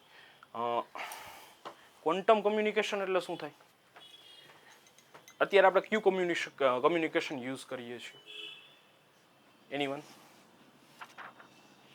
આપણે છે ને અત્યારે ફ્રીક્વન્સી બેઝ અથવા તો વાયરલેસ કમ્યુનિકેશનનો યુઝ કરીએ છીએ. જે આપણે ફોન યુઝ કરીએ છીએ ને એ કેવા છે? વાયરલેસ છે. ક્વોન્ટમમાં શું છે કે એની માહિતીના આખા બ્લોક છે એ વાયરલેસ વાયર સાથે અથવા તો વાયર વગરના તમે મોકલી શકો છો. ઓકે, ની સ્પીડ કેવી છે? લાઇટની સ્પીડે, અતિશય ઝડપી, ને એને કોઈ ક્રેક ના કરી શકે. તમારી સિક્યુરિટી ડેટા પ્રોટેક્શન માટે ક્વોન્ટમનો કમ્યુનિકેશનનો યુઝ થાય છે. તો આવું એક સ્ટેશન ક્યાં ઊભું કરવાના છે? તમારે અમરાવતીમાં ઊભું કરવાના છે, જેને સેન્ટર, C. નું ફૂલ ફોર્મ થાય છે સેન્ટર ફોર અથવા તો ઓફ. આ ફોર છે ને સાયલેન્ટ છે, right. Centre for development of ટેલિમેટિક.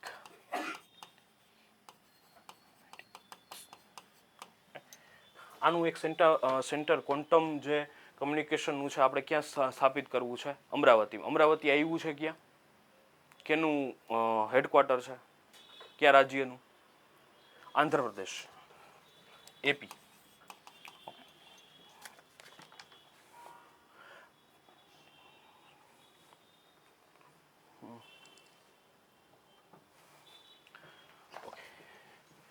એક છે પેયુ ને RBI. ઓકે, અત્યારે આપણે UPI યુઝ કરીએ છીએ ને, રાઈટ. આપણે UPIનો યુઝ ક્યાં કરીએ છીએ? ઓનલાઈન ટ્રાન્ઝેક્શન માટે કરીએ છીએ. પણ આ પેયુ છે ને એક એવું પેમેન્ટ એગ્રીગેટર છે કે જેનો આપણે યુઝ કેમાં કરશું? ઓનલાઈન, ઓફલાઈન અને out of India border, out of border transaction માટે. આપણે વાત થઈ હતી ને આની પહેલાં એક વખત, ખબર હોય તો, કે એગ્રીગેટર એટલે શું થાય? એનીવન? એવું પ્લેટફોર્મ જે તમારા કામનું મધ્યસ્થ બની શકે, રાઈટ. તો આ કેવું છે? પેમેન્ટ એગ્રીગેટર છે. એટલે આદાન પ્રદાન માટેનું મધ્યસ્થ કોણ રહેશે? અહીંયા પેયુ રહેશે. ને પેયુ શક્તિ ક્યાંથી લે છે? Payment and settlement system act.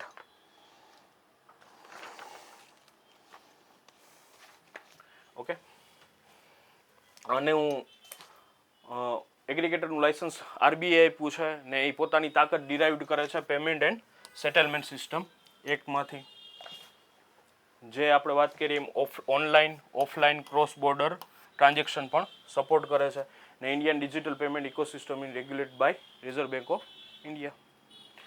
તમને કોઈ ક્વેશ્ચન પૂછે કે ઇન્ડિયાનું ડિજિટલ પેમેન્ટ ઇકોસિસ્ટમ કોના દ્વારા રેગ્યુલેટ કરવામાં આવે છે, આવો ક્વેશ્ચન પૂછાઈ જાય. ઓપ્શન આપ્યો હોય UPI દ્વારા, પેયુ દ્વારા, RBI દ્વારા કે ફાઇનલ મિનિસ્ટ્રી દ્વારા, તમે શું ટીક કરીને આવો? RBI, right. આપણા જેટલા પણ આદાન પ્રદાન થાય છે વર્લ્ડ વાઇડ, એનું મેનેજમેન્ટ અને રેગ્યુલેશન આરબીઆઈ દ્વારા જ થાય છે. યાદ રાખજો.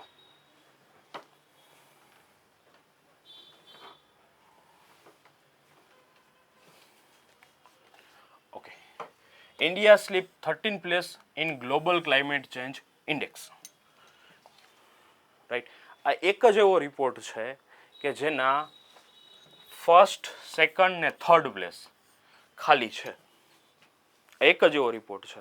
ફર્સ્ટ, સેકન્ડ, થર્ડ આ ત્રણેય ખાલી છે. એનો ચોથા નંબર છે એ ડેનમાર્કનો, પાંચમો યુકે અને છઠ્ઠો મોરોક્કો. ઓકે.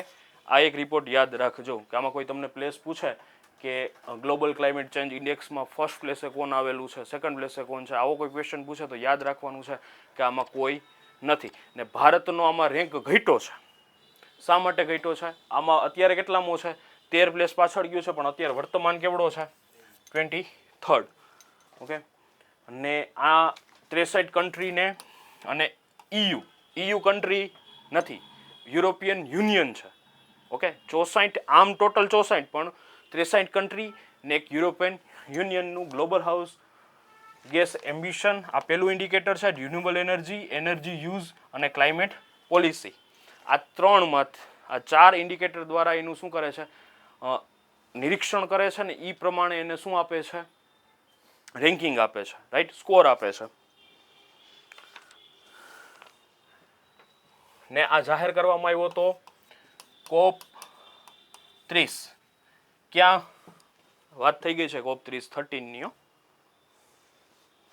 ક્યાં થયું છે? બેલમ, બ્રાઝિલ. ઓકે.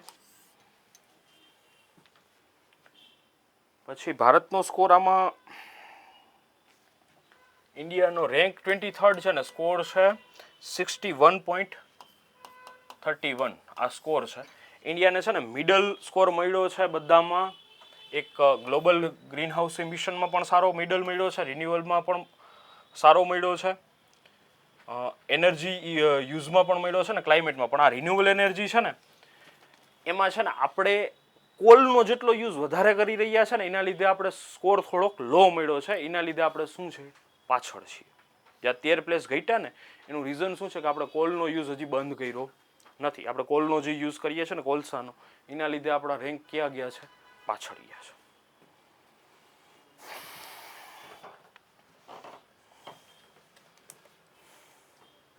ઓકે.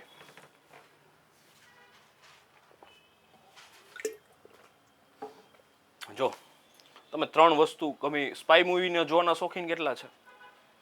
ઓકે, તો આ મને જવાબ આપો. એમ્બેસી, હાઈ કમિશન ને એક છે આ કન્સલ્ટ.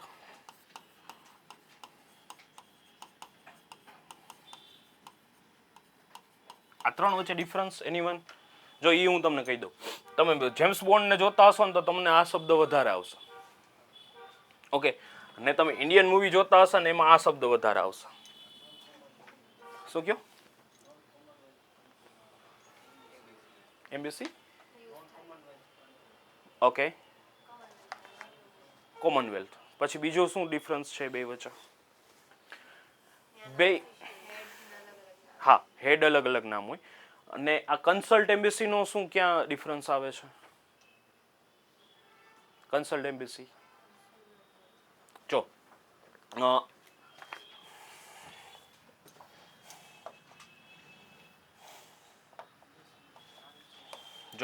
આ ઇન્ડિયા છે, આ ઇન્ડિયા છે, આ યુરોપ છે. ઓકે. તો ઇન્ડિયાની દિલ્હીમાં આવી છે ને એમ્બેસી હશે, એમ્બેસી કહેવાશે. ઓકે. અફઘાનિસ્તાનમાં આપણે શું ખોલીએ છીએ? એમ્બેસી ખોલીએ છીએ. ને આ જ એમ્બેસી જો તમે યુરોપિયન કન્ટ્રીમાં અથવા તો કોમનવેલ્થમાં ખોલો છો ને તો એને શું કહેવાય છે? High commission. ઓકે. એ શું કરે છે કે ટ્રેડ ને વિઝા આપવાનું ને કોઈ એના સિટીઝનને કોઈ પ્રોબ્લેમ થાય તો એને સોલ્વ કરવાનું કરે છે. હવે જે કન્સલ્ટ એમ્બેસી છે ને એ આવી રીતનું હોય. એમ્બેસીની અલગ અલગ સિટીમાં શું હોય? બ્રાન્ચ હોય, કે જ્યાં એના લોકો વધારે હોય ને ત્યાં. હવે અહીંયા આપણે રશિયામાં છે ને 2 જગ્યાએ, લ્યુઝેનબર્ગ અને કઝાનમાં આપણી શું બનાવી છે? કોન્સર્ટ એમ્બેસી બનાવી છે. હવે અત્યારે યુએસમાં આપણે જે રશિયામાં છે ને આપણી અટાણે ટોટલ 2 હતી ને હવે 2 નવી એડ કરી છે. જે એની પહેલા 2 હતી, રાઈટ, ઓકે, 1 મિનિટ. અત્યારે 2 નવી એડ થઈ છે યુઝેનબર્ગમાં અને કઝાનમાં. ને જે યુઝેનબર્ગ છે ને એ ડાયરેક્ટ સાઇબિરિયનનો દ્વાર કહેવામાં આવે છે. ત્યાં સૌથી વધારે ઓઇલ ફિલ્ડ ને રિફાઇનરીઝ ને એ આવે છે. જ્યારે કઝાન છે ને એ સૌથી વધારે વિઝિટેડ સિટી છે ઇન્ડિયન્સ દ્વારા. ઓકે, ત્યાં સૌથી વધારે ઇન્ડિયન સ્ટુડન્ટ છે. પછી ત્યાં આપણે ઓટોમોબાઈલ્સના કારખાના છે, તો ત્યાં એ રીતના આપણા ઇન્ડિયન્સ વધારે છે. ને વાં રિફાઇનરીઝમાં ને કામ કરવા માટે વધારે જાય છે, રાઈટ. એક જ મિનિટ, ઓલા બેના નામ હું તમને કહી દઉં. જો એક છે સેન્ટ પીટર્સબર્ગ,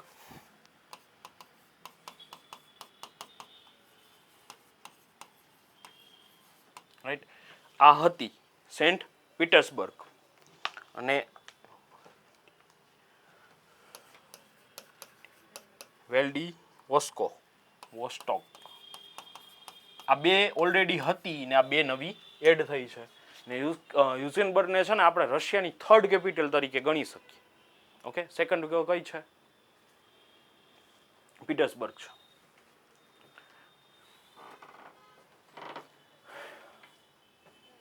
જો India first commercial PSLV to launch Oceansat next year. Okay, આ તમને કેલેન્ડરમાં મેં ચંદ્રયાન 4 કીધું, ગગનયાન કીધું, સ્પેસ સ્ટેશન કીધું, એમાં એક આ નવું એડ થયું. શું થયું? ઓશનસેટ. ઓશનસેટ આપણે નેક્સ્ટ યર એટલે 2027માં લોન્ચ કરવાના છે. હવે એ લોન્ચ કઈ રીતના કરવાના છે? Industry build PSLV launch Oceansat early next year. Industry build એટલે કોણ થાય? ઈસરો દ્વારા બનાવેલું નહીં. કોણે બનાવેલું છે? હા, પ્રાઇવેટ દ્વારા, હિન્દુસ્તાન એરોનોટિકલ લિમિટેડ ને પ્લસ L&T નામ સાંભળેલું છે, રાઈટ. આ 2 કંપનીએ આગળ વધાર્યું છે. જો અહીંયા ખાલી AL છે, અહીંયા Hindustan aeronautical and L&T jointly manufacture the rocket end to end. End to end એટલે શું થાય? કે પુર્જાઓથી માંડીને બધું ત્યાં જ બનાવવામાં આવશે. Okay, ISRO signed a contract in 2022 5 PSLV XL rockets. Okay, XL rocket એટલે શું થાય? મોટા વજનવાળા સેટેલાઇટને મોકલવા માટે આપણે જે PSLV નો યુઝ કરીએ છીએ ને આપણે શું કહીએ છીએ? એક્સેલ રોકેટ કહીએ છીએ. SSLV production has been transferred fully to HLL, right. જે આપણા સ્મોલ લોન્ચ વ્હીકલ છે એનું આખી ટેકનોલોજી ટ્રાન્સફર કેને કરી દીધી છે? આપણે હિન્દુસ્તાન એરોનોટિકલને. કોણે કરી છે? ઈસરોએ કરી છે. શા માટે કરી છે? કે હવે આપણે PSLV ને GSLV ને જ મેન્યુફેક્ચર ક્યાં કરશું? ઈસરોમાં.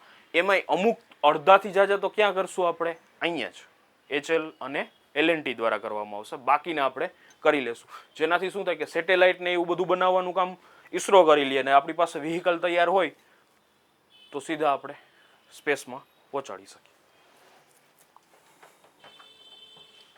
પછી CAG establish a centre for excellence for financial audit in Hyderabad.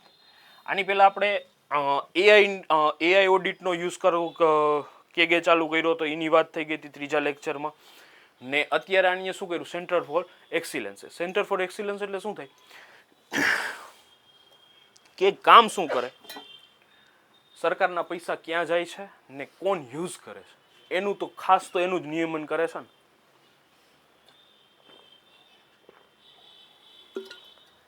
સરકાર પૈસા લઈ આવે છે ક્યાંથી?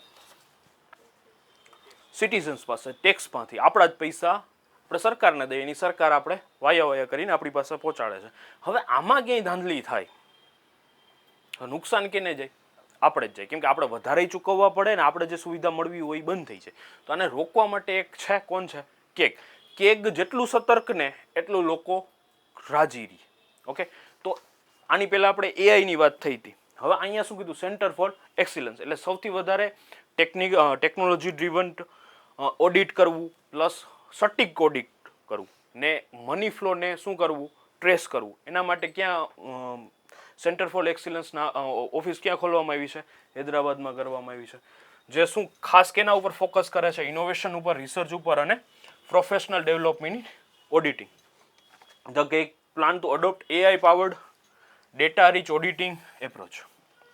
એઆઈની આની પહેલાં વાત થઈ ગઈ છે આપણે, ને ડેટા રીચ ઓડિટિંગ એપ્રોચ, કે તમારા ડેટા જે જોતા હોય, પહેલાં શું થતું કે ખાલી જે ડેટા મળે ને એના ઉપર જ કામ થઈ જતું, એને વેરીફાઈ કરવાનું અઘરું પડતું, કેમ કે ત્યારે શું ડિજિટલ ડેટા આપણી પાસે અવેલેબલ થતા નહોતા. હવે ડિજિટલી આપણે એને ટ્રેસ કરી શકીએ છીએ, આરામથી ટ્રેસ કરી લઈએ, તો ડેટા અપ્રોચ એને કહેવાય.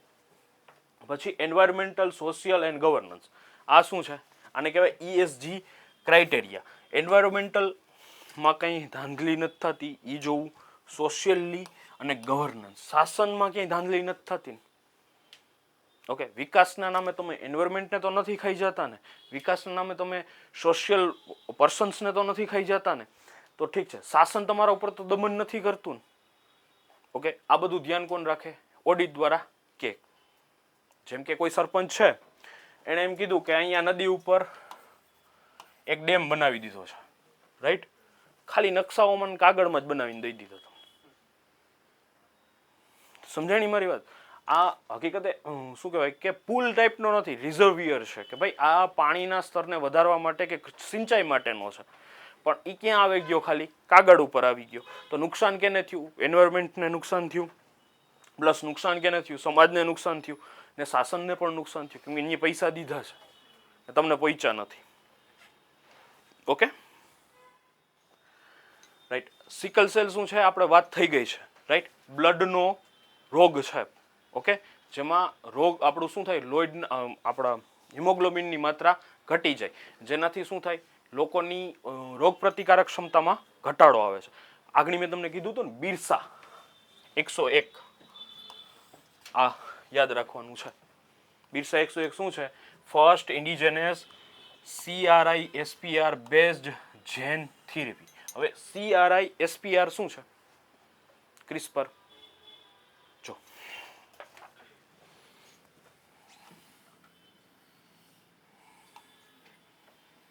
આ શું છે, એનીવન ડ્રોઈંગ સારું નથી હો, આ DNA છે. હવે DNA ની અંદર શું હોય, જીન હોય, આપણા સેલ્સ, જીન્સ. ઓકે, જેનેટિક્સ આપણું DNA is genetic storage of genetics information, short and simple. હવે એમાં અહીંયા આ એક જીન છે ને, એ ખરાબ છે, રાઈટ. જેમ કે મને ડાયાબિટીસ હોય તો એવું બની શકે કે મારા ફાધરને પણ ડાયાબિટીસ હશે, કે મને જિંદગીમાં ક્યારે પેરાલિસિસનો અટેક આવે તો હું એવું માની શકું કે મારા ફાધરને પણ હતો, અથવા તો મને જો પેરાલિસિસનો અટેક આવે તો મારા સનને પણ આવવાના ચાન્સ વધી જાય, રાઈટ. અથવા તો મને સિકલ સેલ છે, સિકલ સેલ આપણે વાત થઈ ગઈ ને, વંશાનુગત છે, એક માતાને હોય તો પુત્રને અથવા તો પુત્રીને થઈ શકે. હવે આ જે જીન છે ને, જે ડિફોલ્ટ છે, કે જે આ જીનના દ્વારા સિકલ સેલ થઈ શકે, એને શું કરી નાખે, અહીંથી રિમૂવ કરી નાખે. Short and simple. આ જે CRISPR બેઝડ જીન થેરેપી છે ને, એ શું કરે, આ જીનને રિમૂવ કરી નાખે, એની જગ્યાએ એક હેલ્ધી જીનને એડ કરી નાખે, રાઈટ. ને આ થેરેપી જે સિકલ સેલને રિલીઝ માટે યુઝ કરવામાં આવે છે, નિદાન માટે, એનું નામ આપવામાં આવ્યું છે બિરસા 101, ને ઇન્ડિયાની ફર્સ્ટ આવી થેરેપી છે. Anaemia elimination mission. એનિમિયા સૌથી વધારે ક્યાં જોવા મળે છે, ગર્લ્સમાં વધારે જોવા મળે છે, રાઈટ. ભારતમાં આપણે જેને પીલિયા કહીએ છીએ, એનિમિયા કહીએ છીએ, મોસ્ટલી 10માંથી 8 ગર્લ્સ એનિમિયાથી પીડિત છે ભારતમાં, રાઈટ. ને આ રોગ કેવો છે, વંશાનુગત રોગ છે. Okay, global gene therapy can cost over 20 crore, while the Indian version is a low cost. ખાલી આ ખાસ એક આ યાદ રાખવાનું છે ને એક આ યાદ રાખવાનું છે.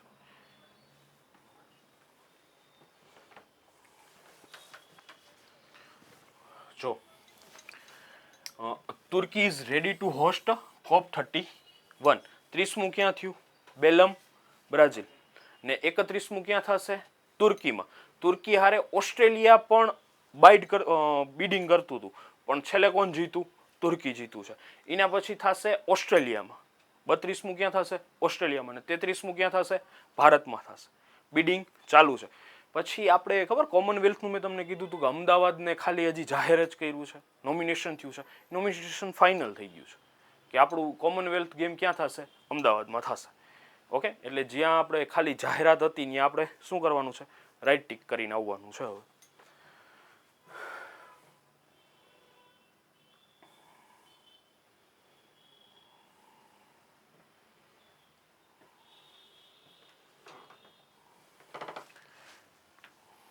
જો આપણે આગળ ઘડીક વાર પહેલા 6000 કિલોમીટરની 6 કિલોમીટરની અંતર્ગત આપણે લેબ બનાવવાના હતા ડીપ સી વાળો.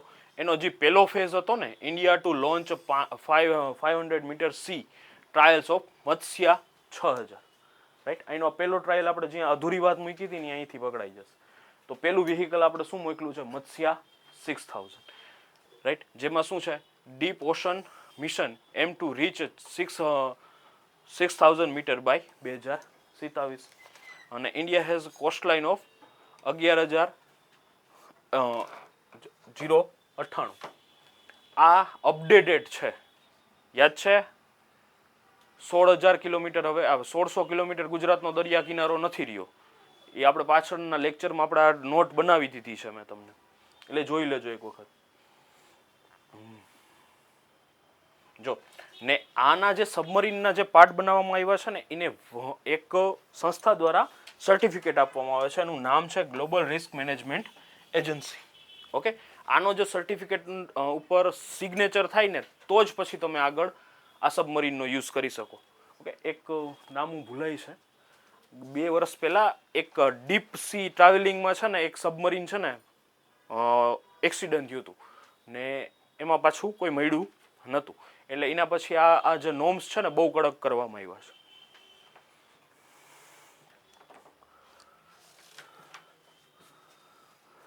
ઓકે, જો અહીંયા શું કીધું છે? નેટિવ બોર્ન ચિતા મુખી ગીવ બર્થ ટુ 5 કપ્સ. જો પહેલા તો ભારતના કોઈ ચિતા નેટિવ છે નહીં, પણ અહીંયા શું થયું હતું કે જે આપણે નાઇજેરિયાથી જે ચિત્તા લઈ આવ્યા હતા એ ઇન્સ્યુટ પ્રોટેક્શનમાં હતા. ત્યાં એક કબ્સ જન્મે છે, જેનો જન્મ ક્યાં થાય છે? ભારતમાં થાય છે. અને એના કબ્સ જે 5 નવા કબ્સ ક્યાં પાછો બર્થ આપે છે. એટલે પહેલું કબ્સ કયું હતું? મુખી. એના પાછા 4 નવા કબ્સ, 5 નવા કબ્સનો જન્મ થયો છે. એટલે આ પ્યોરલી ક્યાંના છે? ઇન્ડિયાના કબ્સ છે. ઓકે, ચિત્તા હેઝ બીન ભારતમાંથી શું કે એનું નાબૂદી ક્યારે થઈ ગઈ હતી? અલોપ ક્યારે થઈ ગયા હતા? વિલુપ્ત ક્યારે થઈ ગયા હતા? 1952માં. આઈડિયા હોય કે ના હોય, ચિત્તા છે ને પહેલા રાજાશાહી હતી ને ત્યારે શિકાર કરવા જતા ને તો આપણે અત્યારે કેમ ડોગ્સનો યુઝ થતો, પહેલા એની પહેલા ચિત્તાનો યુઝ થતો. એના ઉપર સિકંદર એક આખી સિકંદર લોદીએ એના ઉપર બુક લખેલી છે, ખાનગાહ છે કે શિકારગાહ છે. એમાં છે ને ચિત્તાને કઈ રીતના પાડવા, બાજને કઈ રીતના પાડવા, એના ઉપર આખી ડિટેલ્ડ એનાલિસિસ છે. આપણે નમિબિયાથી લઈ આવ્યા છે આ પ્રોજેક્ટ ચિત્તાના. એ તો આઈડિયા છે ને આપણે, આ થઈ ગયું છે પ્રોજેક્ટ ચિત્તાની પહેલા એક વખત.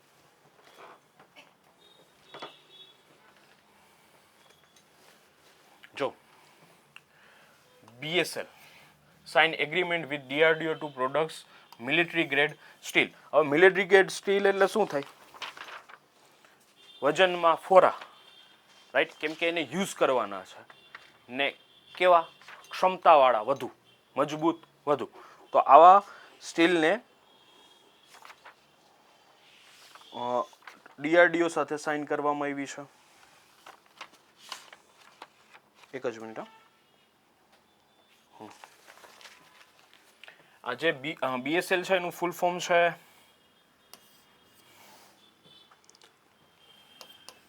Bokaro steel limited. Okay,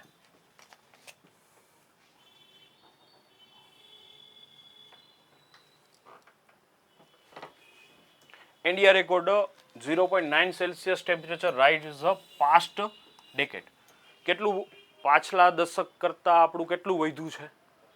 0.9 Celsius તાપમાન વધ્યું છે, જેના લીધે આ લેખ એમ કહે છે કે India average temperature rose by 2015થી 2024માં થયા છે, જેમાં ગરમ દિવસોની સંખ્યા પણ વધી છે, જે કેટલી થઈ છે? 5 થી 10 દિવસ.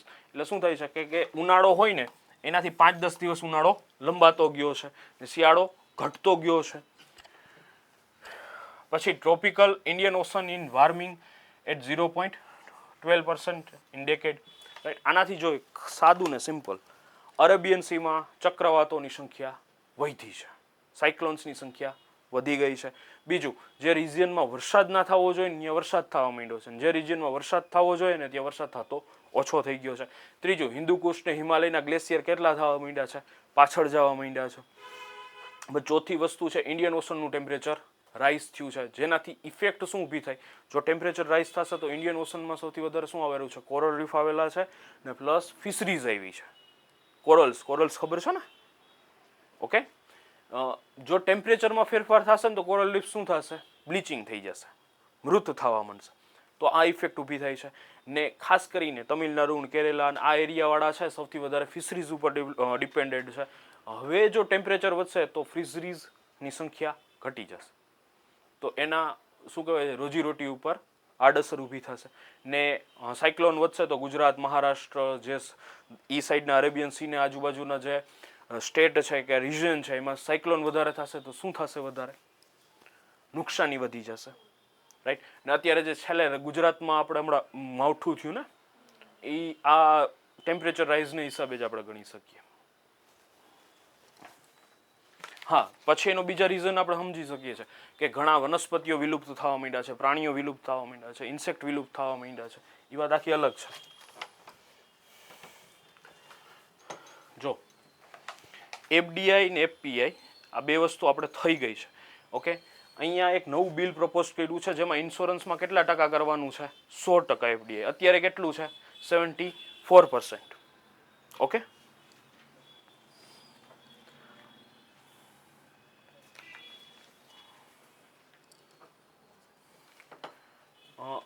આ હયાબી ગુબી વોલ્કેનો ઇરેપ્ટ આફ્ટર 12,000 યર પછી. અત્યાર સુધી આ સુસુપ્ત હતો, પણ આ ક્યાં આવેલો છે ખબર છે? રિફ્ટ વેલીની આજુબાજુ આવેલો છે. ક્યાં બેટા?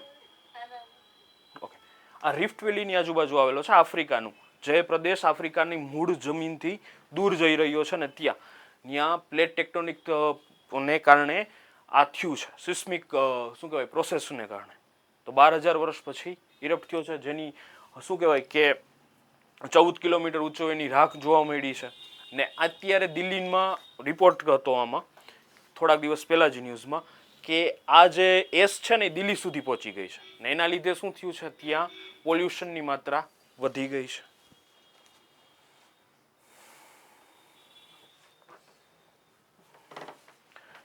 ઓકે, છેલ્લા ઘણા વર્ષોમાં ઓઝોન સ્તરનું જે ઓઝોન લેયર છે ને આપણું પોલ ઉપર, એનો જે હોલ હર વર્ષે થાય છે ને એ ઘટ્યો છે. આ સૌથી નાનામાં નાનો 5મો છે. આની પહેલાં આનાથી વધારે ક્યારે હતો? 1992માં. એનાથી કરતાં પણ ઓછો જોવા મળ્યો છે. ને ઓઝોન સ્તર સાથે એક પ્રોટોકોલ છે જેને આપણે શું કહીએ છીએ? મોન્ટ્રેલા પ્રોટોકોલ 1987. ઓકે, ને અત્યારે જે 2025માં જોવા મળ્યો છે એ 22.86 મિલિયન સ્ક્વેર કિલોમીટર નો હોલ હતો. ઓકે, 1 ડેમાં. ને ઓઝોનને ઇફેક્ટ કરવાવાળા CFL મીન્સ આપણે LED લાઇટ આવતી ને એનો ગેસ. ઓકે, પ્લસ એસીમાં જે આપણે ગેસ ભરીએ છીએ રેફ્રિજરેટરનો ગેસ, આ બધા ઉપર મનાઈ કોણે કરી છે? Montreal protocol. Okay, PM Modi launch Skyroot multi launch vehicle facility. Skyroot multi launch vehicle એ છે એ જે ઇન્ડિયા ટૂંકમાં PSUs નથી, પ્રાઇવેટ સેક્ટરની કંપની છે. ને મોદી સાહેબે એનું ઇનોગ્રેશન કેવું કરેલું છે? ડિજિટલ ઓનલાઈન કર્યું હતું. જે કેમ્પસ કેટલા? 2 લાખ સ્ક્વેર ફીટનું છે. ઓકે, ને ઓર્બિટલ રોકેટનું પ્રોડક્શન કરે છે. અને વિક્રમ-1 સ્કાય રૂટનું ફર્સ્ટ ઓર્બિટ લોન્ચ વ્હીકલ છે વિક્રમ-1, જેનું ઇનોગ્રેશન પણ કોને કર્યું હતું? મોદી સાહેબે કર્યું હતું. પછી હા, PM Modi will inaugurate the Safran aircraft engine service India a new Rafale M88 engine MRO site. જે આ સ્કાય રૂટ છે ને એ રાફેલના M88 એન્જિન પણ બનાવશે, રાઈટ. એનું નામ શું આપેલું છે? સાફાર એરક્રાફ્ટ એન્જિન લિમિટેડ. એ પણ સ્કાય રૂટની અંતર્ગત કરવામાં આવ્યું છે. જેનાથી શું થાય, જો કોઈ તમે કોઈ ફોરેનની ટેકનોલોજી તમે લ્યો ને, તો એ તમને છે ને ટેકનોલોજી ટ્રાન્સફર ના કરે, એ તમને શું પ્રોડક્ટ જ ટ્રાન્સફર કરે. એને રિપેરિંગ કરવા માટે પણ એ ફોરેનથી આવે છે, એના પુર્જાઓ પણ તમારે ફોરેનથી મગાવવા પડે. એનાથી શું થાય કે તમારે પ્રોડક્ટ તો તમારું અહીંયા જ રહીએ, પણ એનું જે મેન્ટેનન્સ ક્યાંથી ને તમારે હર વર્ષે મેન્ટેનન્સના પૈસા એ કંપનીને દેવા પડે. તો જો રાફેલનું આ એન્જિન બનાવવાની બધી ટેકનોલોજી ભારતમાં જ વિકસિત થઈ જશે, તો આપણે ફ્રાન્સ પાસેથી અથવા તો રાફેલ કંપનીના મેન્યુફેક્ચરના પૈસા બચી જશે અને ભવિષ્યમાં આનો પ્લાન્ટ આપણા ભારતમાં થઈ જશે. બ્રહ્મોસનું કેમ છે કે ભારતમાં જ જન્મ્યું છે, ભલે રશિયાની હેલ્પે જન્મ્યું છે. આ રીતનું કામ કરે છે. ટૂંકમાં મોનોપોલી યુઝ કરે છે કે છેટ સુધી તમારે અહીંયા જ રહેવાનું છે. મોદી સાહેબે અત્યાર સુધીનું વર્લ્ડનું ટોલેસ્ટ રામ સ્ટેચ્યુ ઇનોગ્રેશન કર્યું છે. ક્યાં ઇનોગ્રેશન કર્યું છે? સાઉથ ગોવામાં, રાઈટ. 77 ફીટનું બ્રોન્ઝનું સ્ટેચ્યુ છે, રાઈટ. ને 550મી એનિવર્સરી ઓફ ધ ગોકર્ણ પોર્ટુગલી મત, રાઈટ. આ વૈષ્ણવ મત છે જે દ્વૈતવાદનું જગ્યા કહેવાય છે ને એના ત્યાં માધવાચાર્ય દ્વારા સ્થાપિત છે. ત્યારે છે ને પોસ્ટલ સ્ટેમ્પ પ્લસ એણે શું કરેલું છે? સિક્કાઓનું પણ રિગ્રેશન કર્યું છે. આપણે છે ને અત્યાર સુધીમાં જીડીપીનો બેઝ યર કોઈને ખબર છે?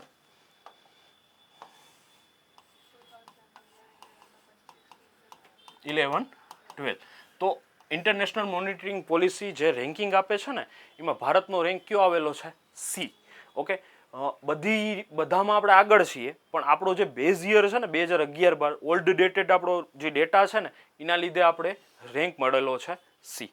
ઓકે. હવે જ્યારે અત્યારે 2026માં આપણો બેઝ યર ટ્રાન્સફર થશે, યાદ રાખજો. ઇન્ફ્લેશન માપવા માટે કયા ઇન્ડેક્સનો યુઝ કરવામાં આવે છે? ઇન્ફ્લેશન, મોંઘવારી.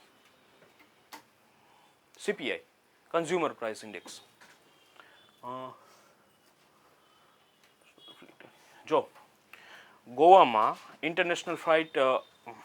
ઇન્ટરનેશનલ ફ્લીટ રિવ્યુ 2025 કોલંબોમાં શ્રીલંકામાં આયોજિત કરવામાં આવ્યો હતો. જ્યાં INS Vikrant plus INS Udaygiri એ ભાગ લીધો હતો ને એ 45મી કેની એનિવર્સરી હતી?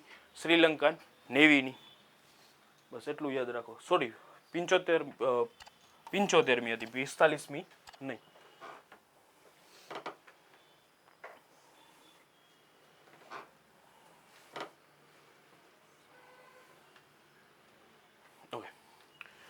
Western air command hold commanders conference 2025, જેની થીમ હતી વિકાસશીલ સક્ષમ ભારતીય વાયુ સેના ને WS secure India's western and northern એરફેસ.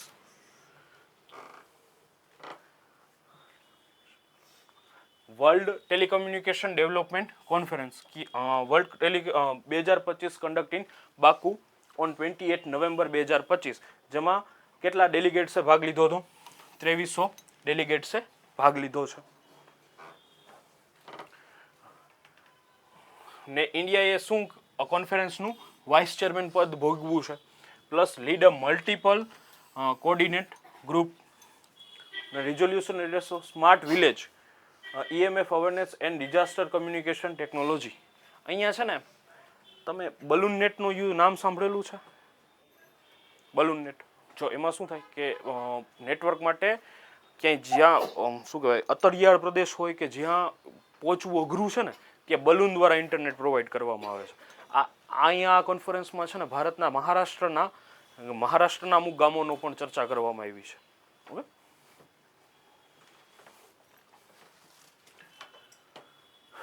Okay. India to establish a first national coral reef research centre in Andaman and Nicobar. Bus right. જો એક ક્વેશ્ચન યાદ રાખજો, ભારતમાં 3 પ્રકારના ટાપુઓ જોવા મળે છે. એક કોરલ રીફવાળા જોવા મળે છે, લેન્ડવાળા જોવા મળે છે, ને એક હિમાલયના જે શું કહેવાય કે લાવાવાળા પણ ટાપુઓ જોવા મળે છે. અહીં આંદમાન નિકોબારમાં આપણા કોરલને બચાવવા માટેના રિસર્ચ સેન્ટરની સ્થાપના કરવામાં આવી છે. બસ ડન છે. ચાલો, જો તમને આ લેક્ચર ગમ્યો હોય તો please like, share and subscribe.